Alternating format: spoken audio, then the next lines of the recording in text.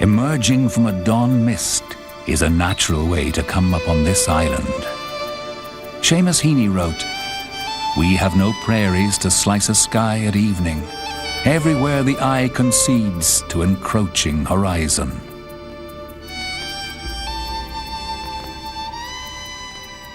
Here, history stands up in the monuments of saints and scholars, who from Celtic times made it a hub of learning.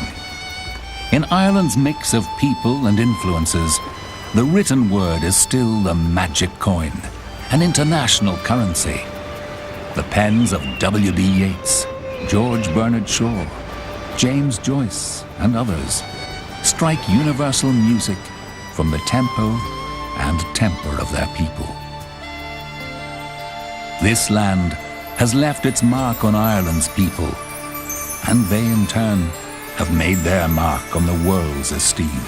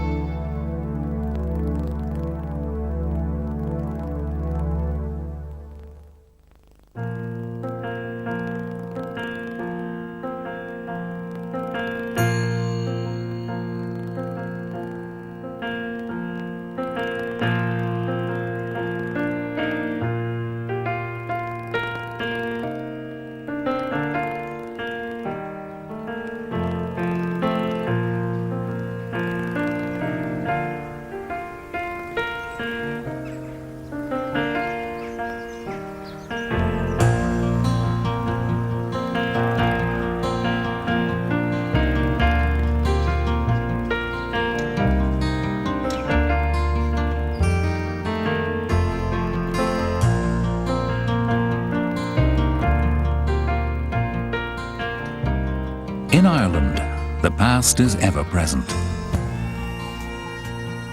Monasteries punctuate the priorities and patterns of living of a nearly 2,000-year-old Christianity. These were the dynamos of prayer and learning, driving a commerce of God, a trade in thoughts. The works of man have only lightly marked the land. The fields are a startling fresh green, unlined by many fences or hemmed in regular portions. Nor do the Irish have neat and tidy thoughts, not too much going by the book, nor bounded within straight and ruly lines. Almost grudgingly, they've consented to live and work in towns, themselves not greatly regular.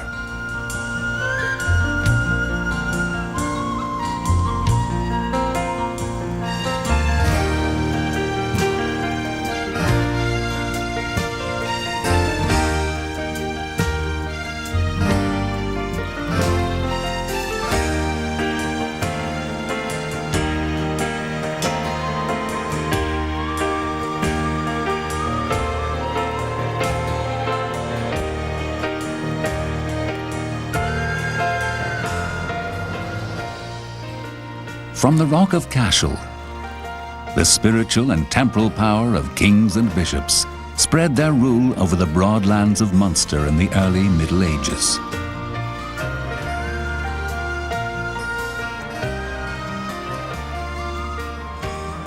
Other times, other priorities. The Dukes of Devonshire once lived in Lismore Castle in the Blackwater Valley. They and their early English neighbours, Sir Walter Raleigh and poet Edmund Spenser, attempted to impose their own order on the land, a fleeting gesture.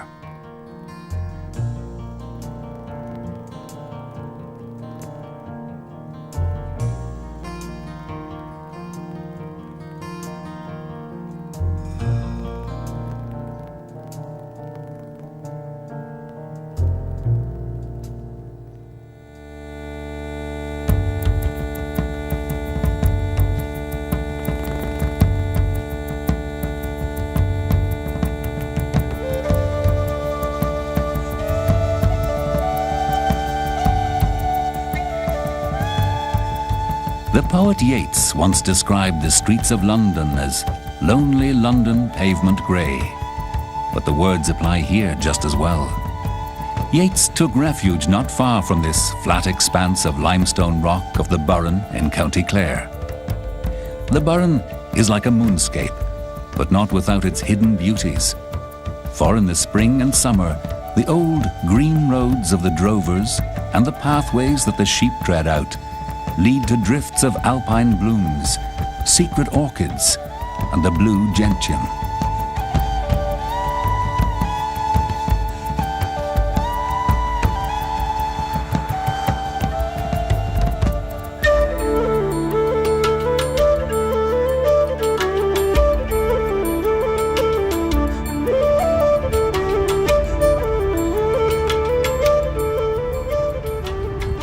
The cliffs of Moher, thrust up from prehistoric seas, produce fossiled stone for the hearths of homes and stately halls.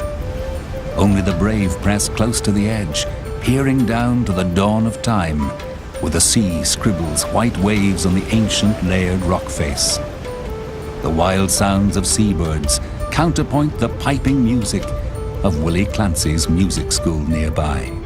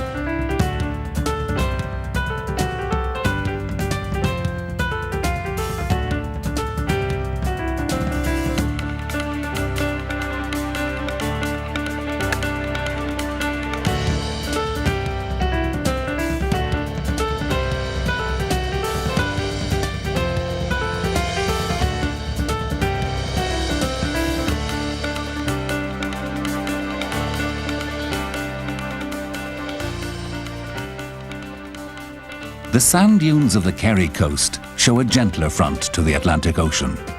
Famous golf links border the strand and pose the ultimate test of any Irishman.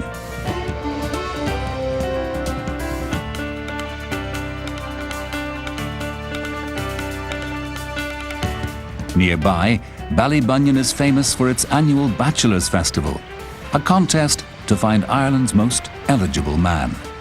The event is not taken too seriously. But just a few miles down the coast, the annual Rose of Tralee contest for women is a more prestigious occasion.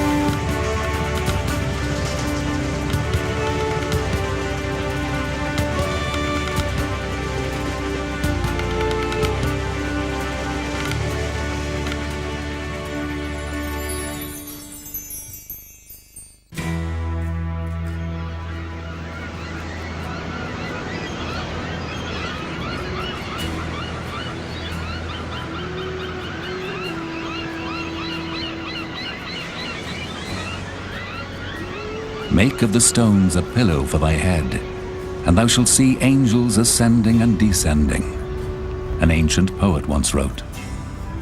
18 miles out in the Atlantic, during the dark ages of the 7th and 8th centuries, this was Western Christianity's last outpost for well over 100 years.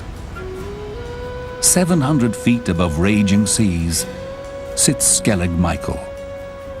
The monks' beehive huts still cling like limpets to the rocks. No one today can imagine such harsh isolation and deprivation.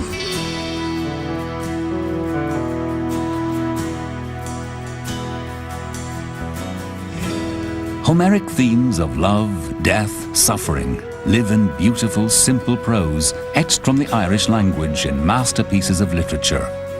Onthalomach, the Island Man, Fithe Bliana Fós, 20 years a-growing. They were written by people who lived off the end of the Dingle Peninsula.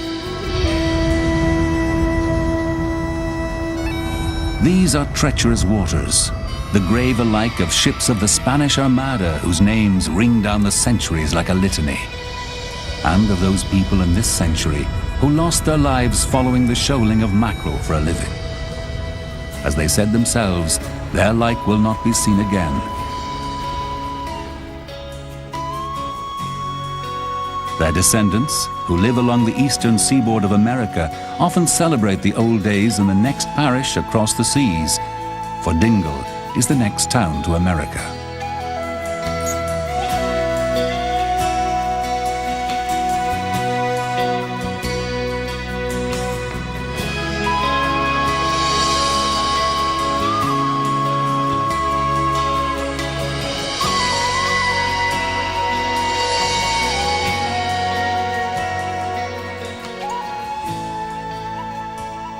Ancient texts say St. Brendan the Navigator and his monks set out from these parts before Columbus or Leif Erikson.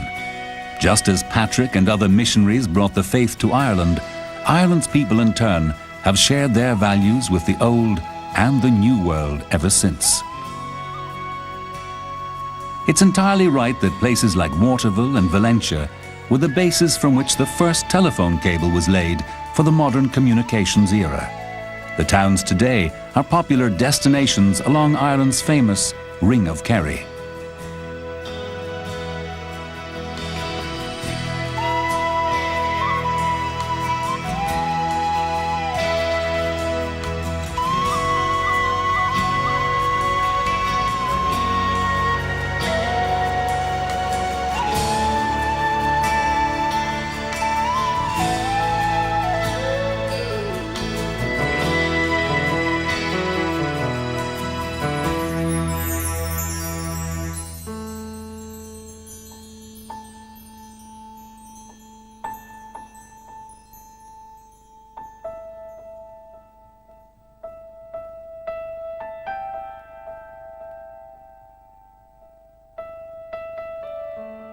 May morning, once every 7 years, the magical day of the ancient god Baal, the chief of the O'Donohues, rises from the waters of Loch Lean on a white steed. Such stories about particular families are still told in their particular areas of origin.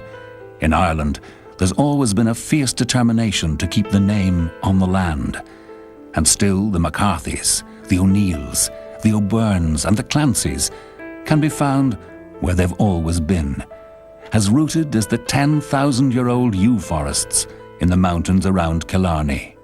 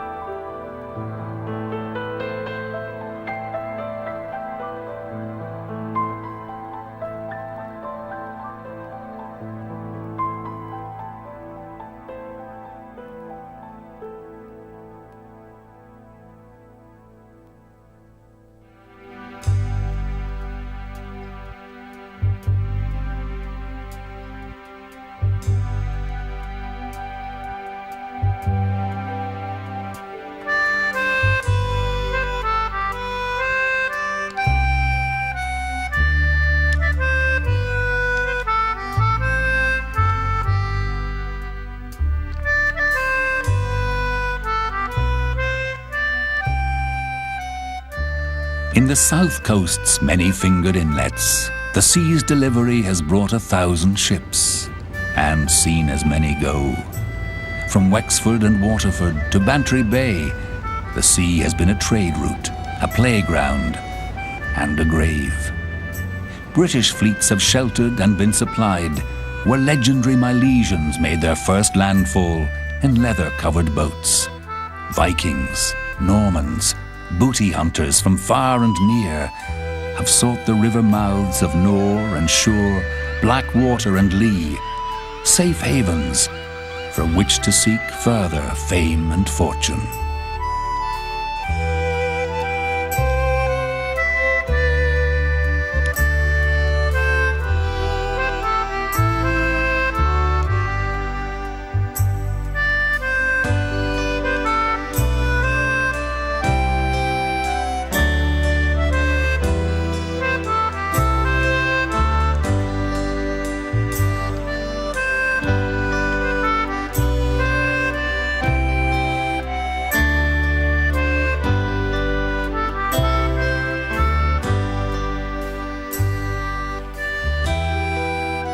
Like soldiers in every age, the garrison of the great star-shaped 17th century Charles Fort gave fanciful names of birds of prey to their cannon, names like Falcon and Striker.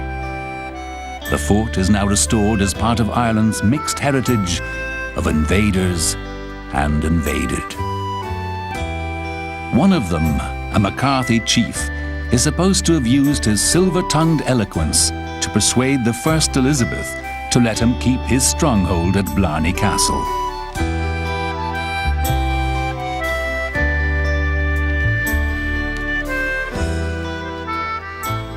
The gift of the gab persists and is claimed by the lilting tones of Corkmen, poets, sculptors, and masters of the short story, like Frank O'Connor.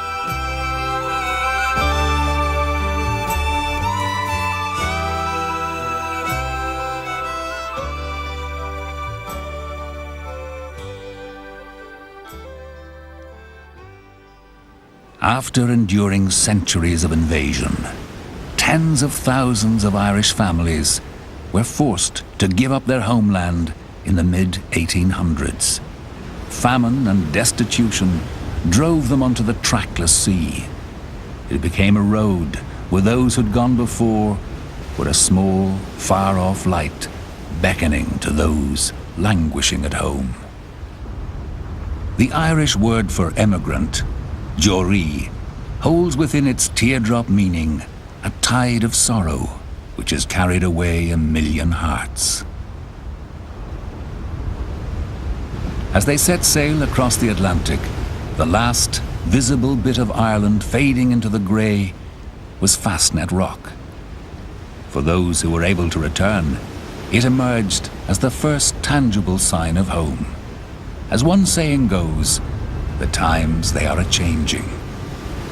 The wild geese return along the beckoning beacon of better times, or never have to go away at all.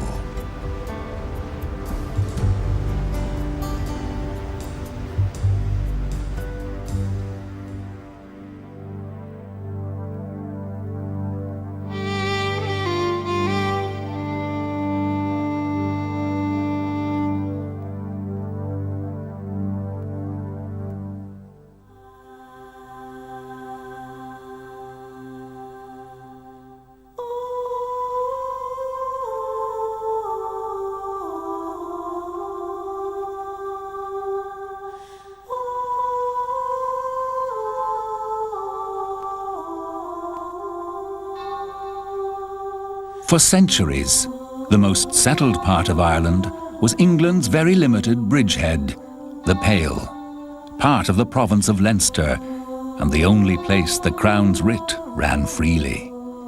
Here the organising flair of the Norman invaders introduced religious orders from the continent, Cistercians, Augustinians.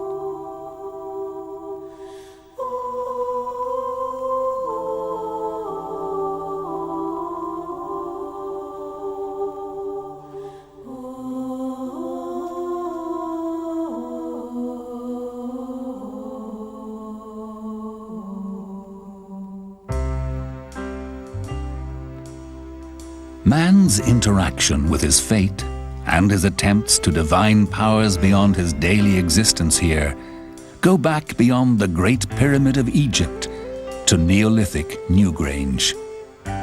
Here the sun's rays still strike directly into this mounded burial chamber at each dawn of the winter solstice. The cycle of birth and death and the rhythm of the year's work was settled and celebrated in rituals that still retain their mystery. These are sacred lands, recognized as such by successive cultures. The High Kings at Tara held annual festivals and claimed a wary allegiance from minor kings and chieftains.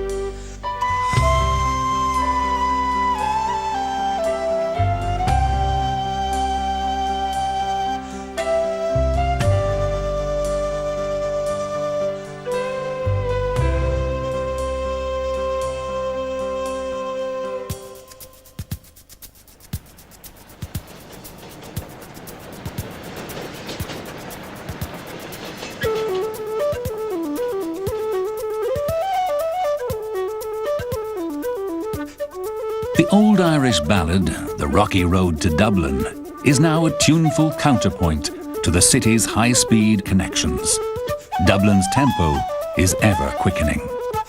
Europe's chattering classes and culture vultures have made it an essential stage on their grand tour.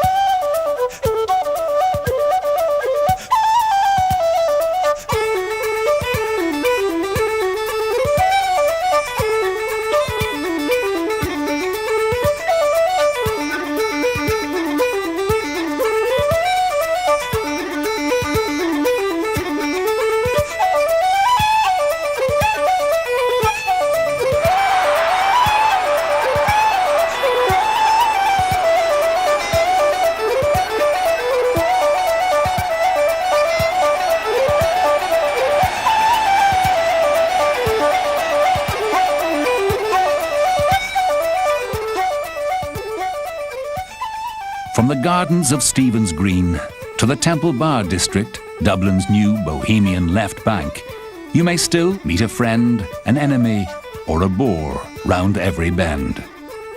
But Dublin's wit and repartee leaves as little bitterness as you'll find at the bottom of a glass of Guinness.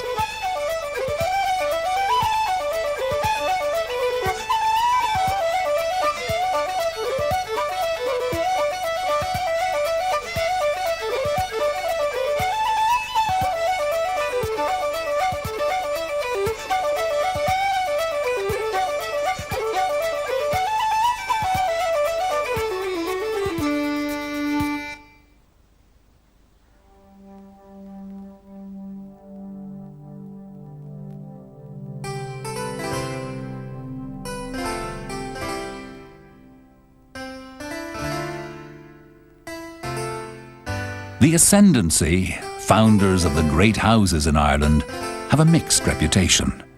Their contributions to the public and common wealth seldom match the grandeur of their lifestyle. In general, the Anglo-Irish, however, were, in Yeats' words, no mean people. Recurring great names are the Ormond Butlers and the Fitzgeralds, who were the Earls of Kildare and Dukes of Leinster. Their townhouse, now the seat of the Irish Parliament. The Fitzgeralds were once considered the uncrowned kings of Ireland.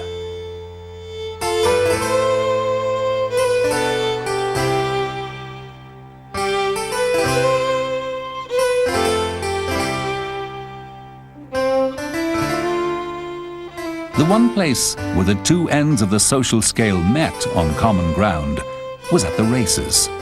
The horse could win a penny or a pound for lord or commoner.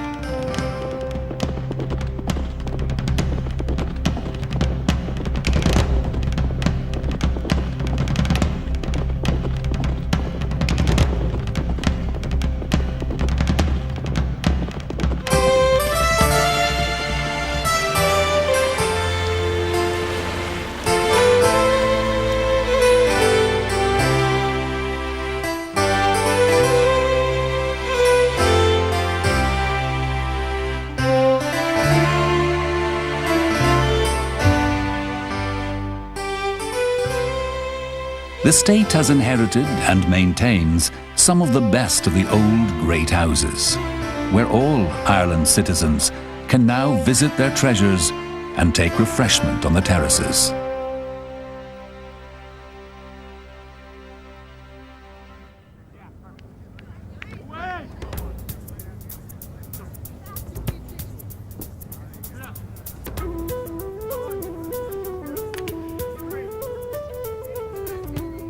The Kilkenny Cats, in their black and amber stripe, are notable modern exponents of hurling. The game began with a small leather ball being struck by teams from neighbouring parishes, the winners being those who, at the end of the day, had penetrated furthest into their opponent's territory. Like diplomacy, it was a more peaceful way to let off steam than the older, murderous faction fights. It was war by other means.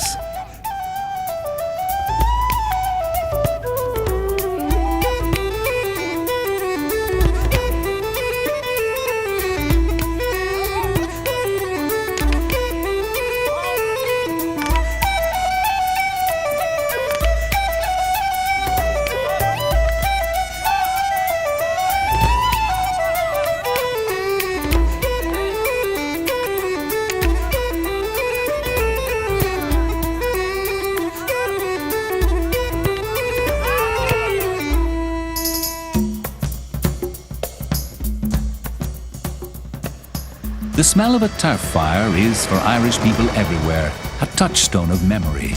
The past and the present come together. Where invading Elizabethan armies saw a soggy, savage wilderness where no sensible person would willingly set foot, peat is now milled for the domestic hearth and environment-friendly power stations. Stripping the blanket bog turns back the pages of history, revealing ancient fields and pathways.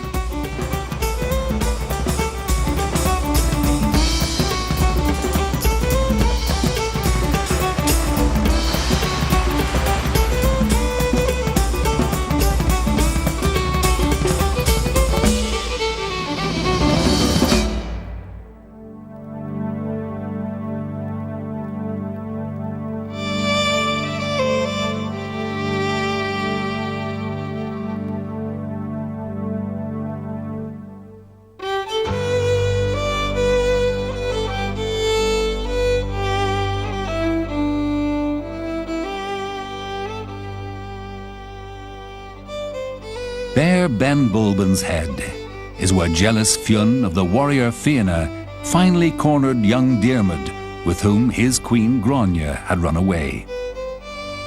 These are heroes of a half-mythical Ireland which W.B. Yeats invoked to underpin the republican dreams of his own fickle love, Maud Gonne MacBride, the subject of so much of his poetry.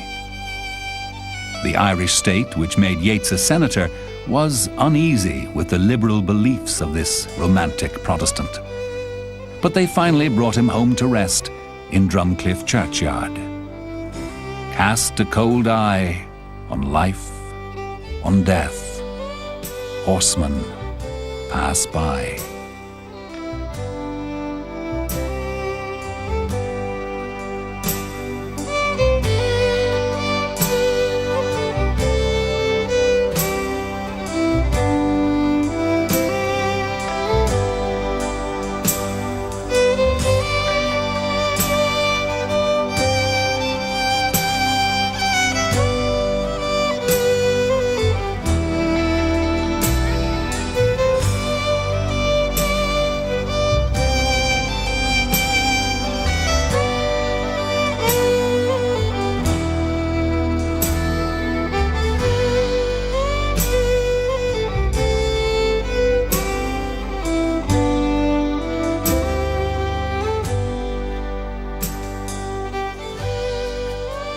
wind has bundled up the clouds over Knocknarea, and thrown the thunder on the stones, for all that Maeve can say.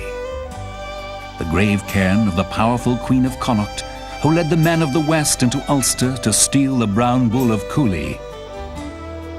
The epic saga has been recited and embellished from ancient times, one of the great treasures of the Irish language.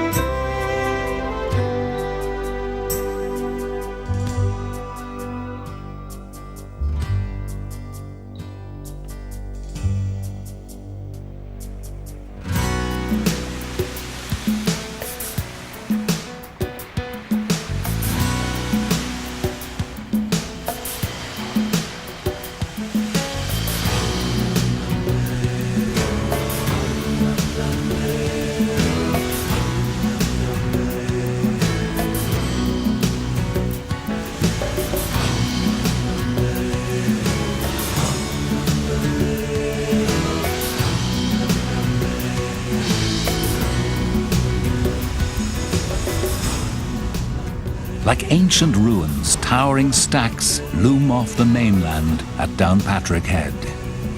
Slabs of cliff-like Dumbrista, the broken fort, testify to the dangerous coast and treacherous waters.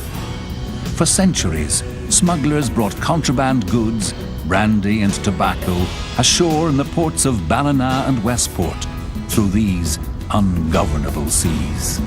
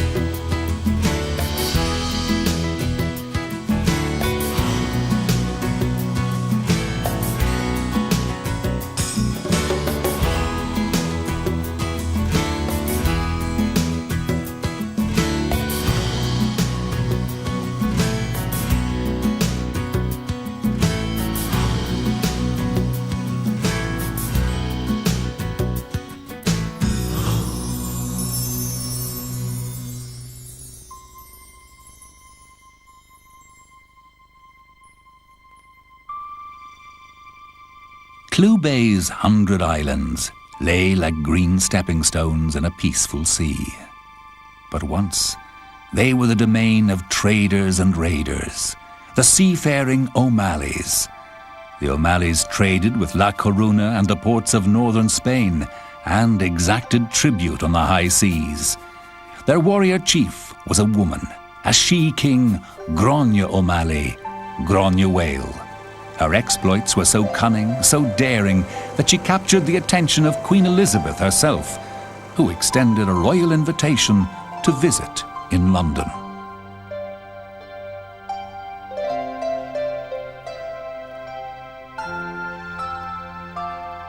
There was a real Patrick who came to Ireland about the middle of the 5th century. Writings like Patrick's Breastplate and other records testify to his mission. But other, lesser figures have been subsumed into the mixture of fact and legend surrounding him. Very real is the pain for barefoot pilgrims wending their way through early morning mist along the rocks and ridges of Croagh Patrick. On the last Sunday of every July, hundreds of penitents climb this lonely mountain in an act of expiation and communion with powers acknowledged long before Christianity.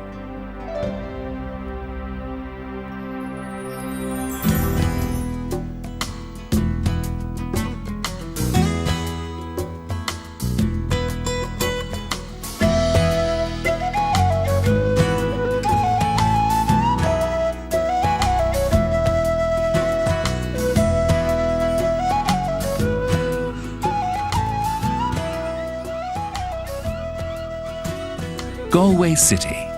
The town square is overrun with Saturday shoppers on a summer's day. It was once called the City of the Tribes, home to chief Irish families, but may be better titled City of Youth. College students and musicians vie to make their mark here, and come nightfall, the local atmosphere is elbow to elbow, pint to pint, fun.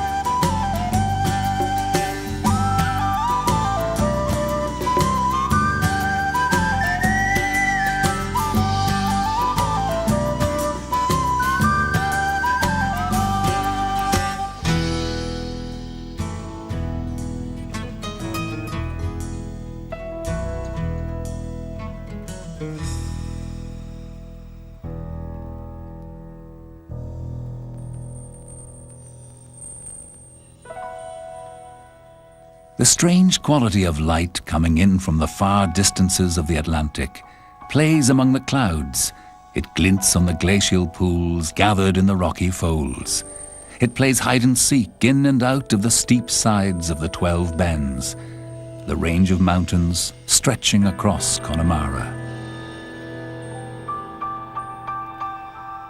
This is seriously lost country. It will not stoop to suit any human purpose.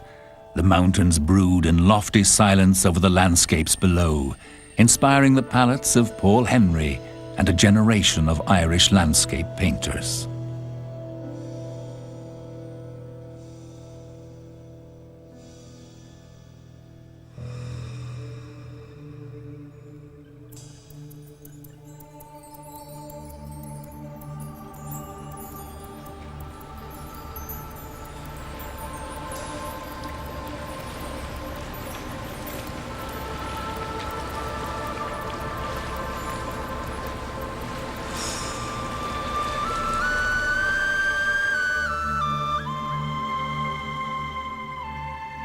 High Brazil, the Isles of the Blessed. As legend has it, a mirage in the sea. The mysterious Aran Islands may have inspired the legend of Oisin, the blue-eyed boy of the Fianna warrior band, riding on a white horse with Niamh of the golden tresses to the land of eternal youth.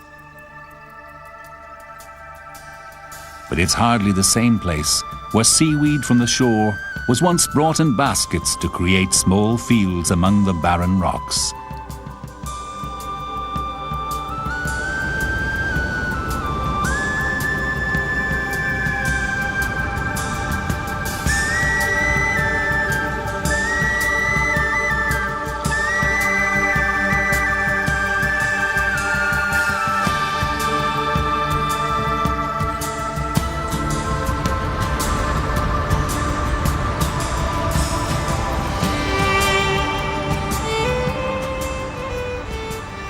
Dunengus, the ultimate in unassailable fortresses. Were the people who barricaded themselves here driven to the edge of doom, or survivors of a lost Atlantis? Some would have it they and their descendants share in a common strand of a culture stretching along 1,000 miles of the Atlantic seaboard, south to Spanish Galicia and North Africa. Certainly, the rhythms and cadences of speech, and above all the music of these parts, have echoes from far-off places.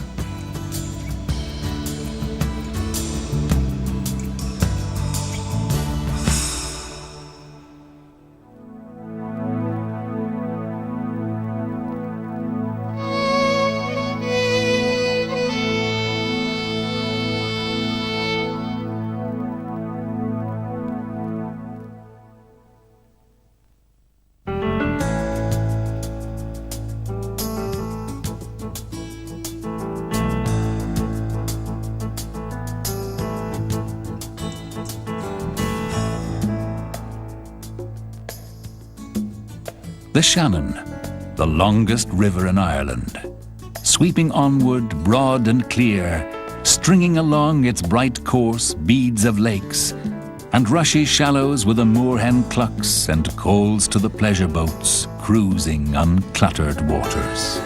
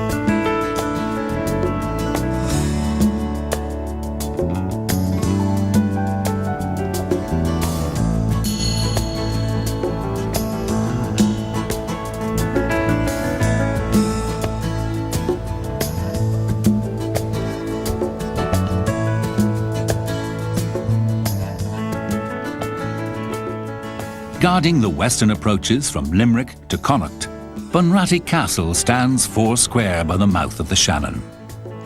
The O'Briens, lords of Thomond, like other great Irish families, took different sides in the political fortunes of the day.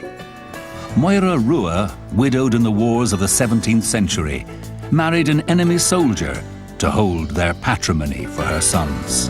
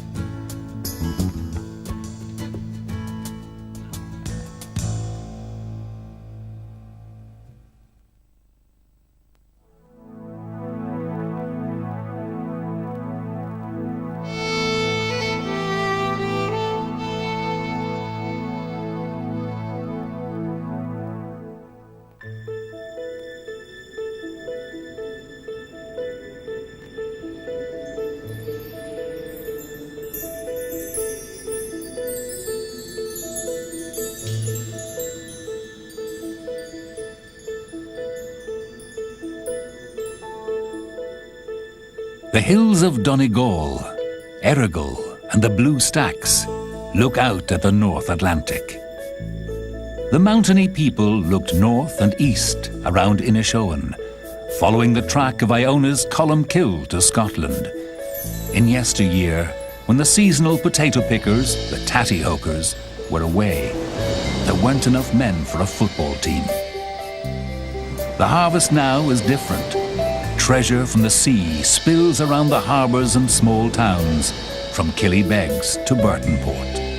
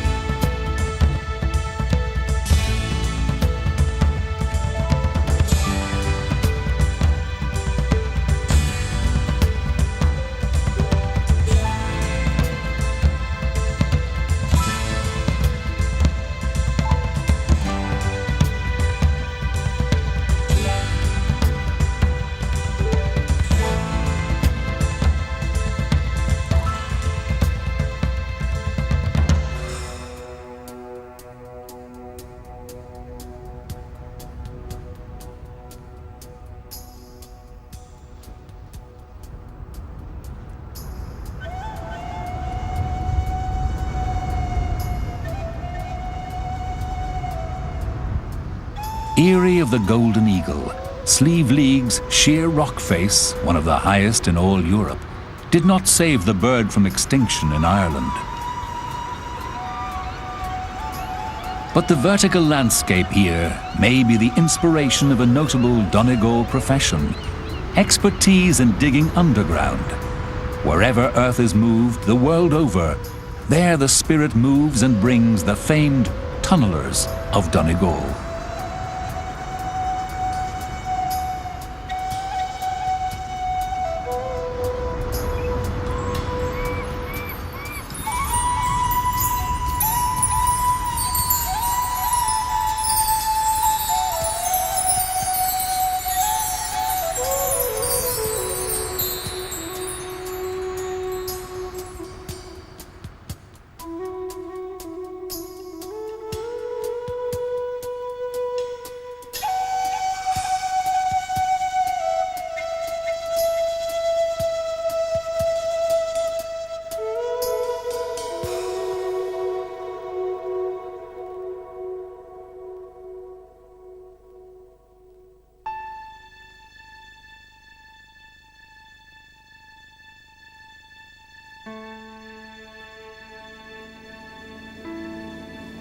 Images of the mortal boat ferrying souls to the other world. In Seamus Heaney's work, Station Island, the phrase, "hurry of bells," summons him to find himself again. St. Patrick's Purgatory has been the Mecca of the Gael for 1,000 years. Princes came here from Compostela to go through the inferno within and wrestle with Dante's demons. People who come to Station Island today face a similar ritual. 3 days of fasting, bare feet shuffling about the rounds, the penance patterns of flinty stone.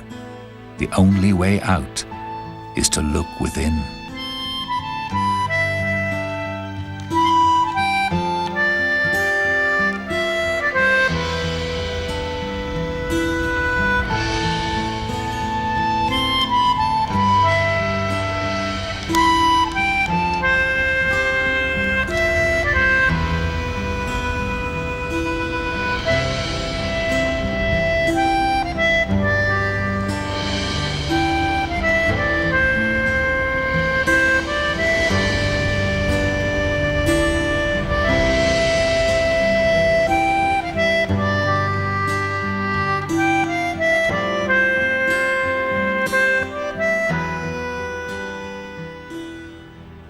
Rats cannot survive on Tory. Its soil wards off misfortune.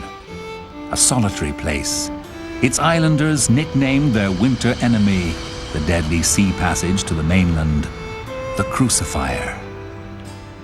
Having made that first small journey, former Tory islanders the world over travel with a pinch of island earth, a universal talisman, a corner near the heart, forever Tory.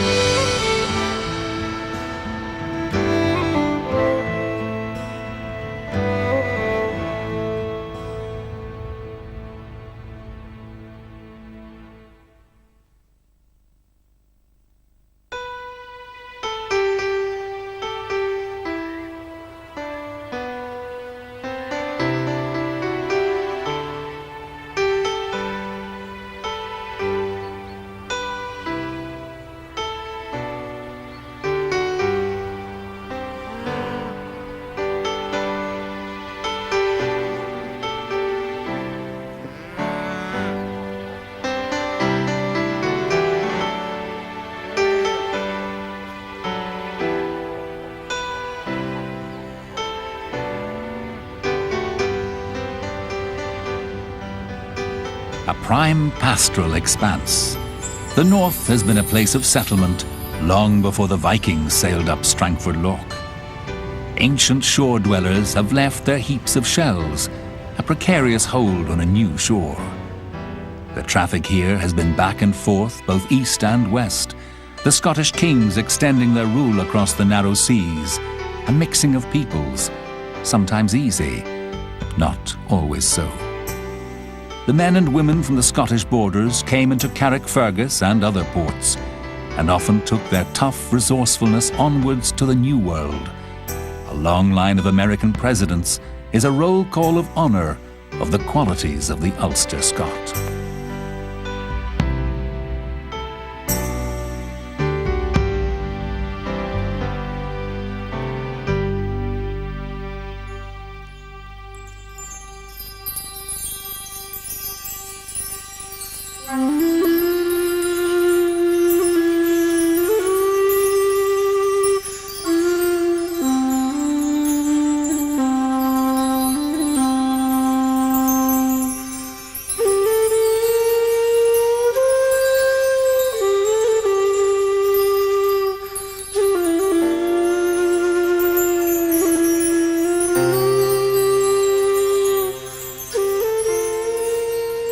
The bleaching greens of the Lagan Valley supplied the mills, and Belfast linen and Belfast ships spread a byword for excellence around the world, records of the industry of the 17th century settlers.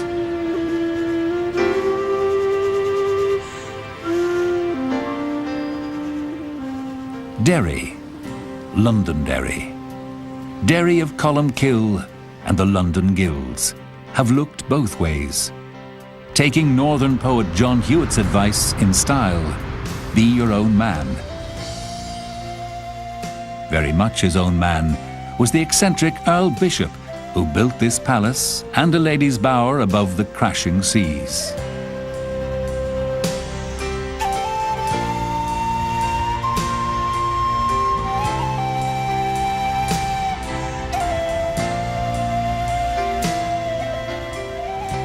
The bones of Dunluce Castle are a proper setting for the daring exploits of famous chieftain Sorley Boy MacDonald, whose history straddles the narrow seas to Scotland and all of Ulster's history.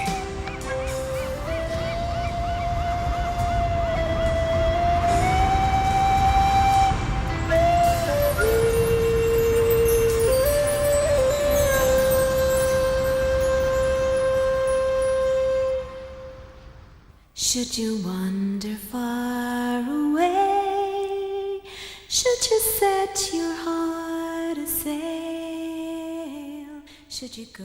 When you look upon Ireland, what do you see? One writer saw people made out of the wet, limey soil. Others saw dreamers and mystics, warriors and chiefs, or a cruel Celtic streak shaped and fashioned by the place they came from.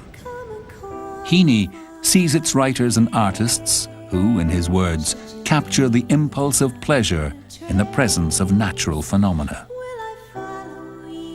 The land continues to leave its mark on Ireland's people, and they carry that gift wherever they go. Perhaps the sentiment is better stated in this Irish poem. And dearer the wind in its crying, and the secrets the wet hills hold, than the goldenest place they could find you, in the heart of a country of gold. Dreams grow cold, but our love is strong as death. I will give my dying breath, you know I will. Should